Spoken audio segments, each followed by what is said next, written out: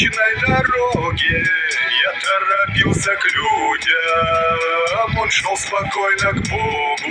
Я торопился к людям, он шел спокойно к Богу. Спустился на землю, приблизился к людям.